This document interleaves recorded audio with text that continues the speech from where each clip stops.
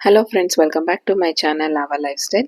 ಬನ್ನಿ ಇವತ್ತು ಬಾಣಂತಿಯರಿಗೆ ಮಾಡಿಕೊಡ್ಬಹುದಾದಂತಹ ಹಾಲ್ ಸಾರು, ಅದು ಗಾಣಿಕೆ ಸೊಪ್ಪು ಉಪಯೋಗಿಸಿ ಹೇಗೆ ಅಂತ ತಿಳಿಸ್ಕೊಡ್ತೀವಿ.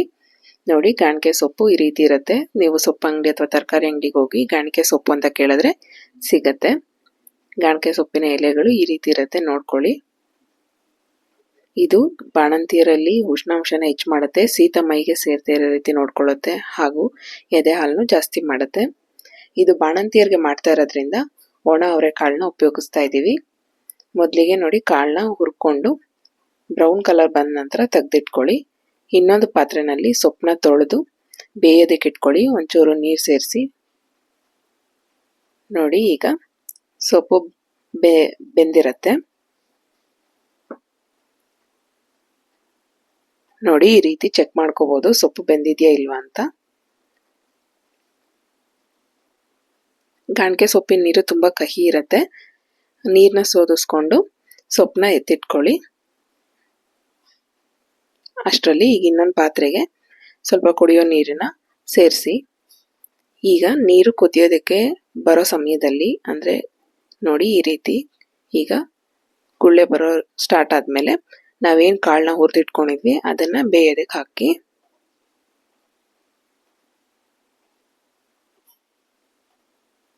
ಈಗ ಏನು ನಾವು ಸೊಪ್ಪು ಬೆಂದಿತ್ತು ಅದು ಸ್ವಲ್ಪ ಆರಿದ್ಮೇಲೆ ಅದರಲ್ಲಿರುವಂತಹ ಪೂರ್ತಿ ನೀರನ್ನು ಹಿಂಡಿ ಸೊಪ್ಪನ್ನ ತೆಗೆದಿಟ್ಕೊಳ್ಳಿ.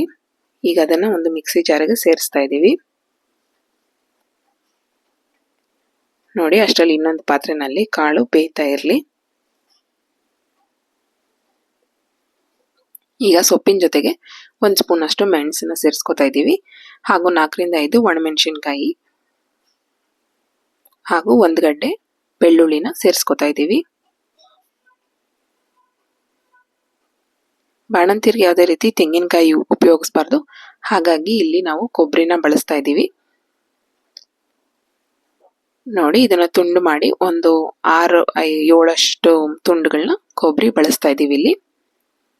ಹಾಗೂ 1 ಸ್ಪೂನ್ ಅಷ್ಟು ಅಕ್ಕಿನ ಬಳಸ್ಕೊಳ್ಳಿ. ಈಗ ಈ ಮಿಶ್ರಣನ ರುಬ್ಕೋಬೇಕು. ಇದ್ರ ಜೊತೆಗೆ ಈಗ ನಾವು ಕಾಳು ಬೆಂದಿರತ್ತಲ್ವ, ಅದನ್ನು ಸಹ ಒಂದು ಅರ್ಧ ಸೌಟಷ್ಟು ಸೇರಿಸ್ಕೊತಾ ಇದ್ದೀವಿ. ಈಗ ನೋಡಿ, ಮಿಶ್ರಣ ಈ ಒಂದು ಹದಕ್ಕೆ ರುಬ್ಕೊಳ್ಳಿ ನುಣ್ಣಗೆ. ಈಗ ನಾವು ರುಬ್ಬಿದಂಥ ಮಿಶ್ರಣನ ಏನು ಕಾಳು ಬೆಂದಿರತ್ತಲ್ವ ಅದ್ರ ಜೊತೆಗೆ ಸೇರಿಸ್ಕೋಬೇಕು.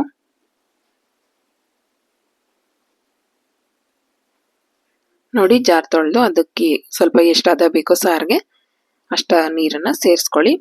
ರುಚಿಗೆ ತಕ್ಕಷ್ಟು ಉಪ್ಪನ್ನ ಇಲ್ಲಿ ಬೆರೆಸ್ತಾ ಇದ್ದೀವಿ. ಈಗ ಸಾರು ಒಂದು ಕುದಿ ಬರೋದಕ್ಕೆ ಬಿಡಿ. ನೋಡಿ, ಈಗ ಸಾರು ಕುದಿ ಹತ್ತಿದೆ. ಈ ಸಮಯದಲ್ಲಿ ನೀವು ಒಂದು ಲೋಟದಲ್ಲಿ 1/4 ಲೋಟದಷ್ಟು ಹಾಲನ್ನ ಸೇರಿಸ್ಕೋಬಹುದು.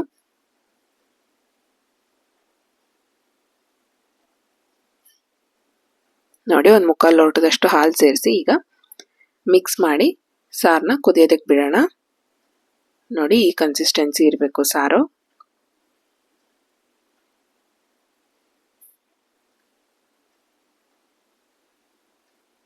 ಈಗ ಸಾರನ್ನ ಒಂದು 5 ನಿಮಿಷ ಕುದಿಯೋದಕ್ಕೆ ಬಿಡಿ. ಈಗ ಹಾಲ್ ಸಾರು ರೆಡಿಯಾಗಿದೆ.